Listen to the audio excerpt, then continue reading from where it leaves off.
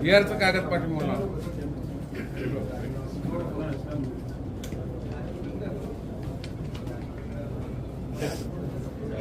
Photo घे. मोकळा सोडल्यानंतर कसं वळवळ करतो बघा, आणि बांधल्यानंतर शांत बसतो. त्यामुळे या लोकांना बांधण्याची वेळ आलेली आहे. जर असंच मोकळं सोडलं तर वळवळ करतील आणि पोखरत बसतील. कमी पोखरायचं असेल तर ह्यांना बांधून ठेवणं फार महत्वाचं आहे आणि सगळ्यांनी मिळून करायची वेळ आलेली आहे.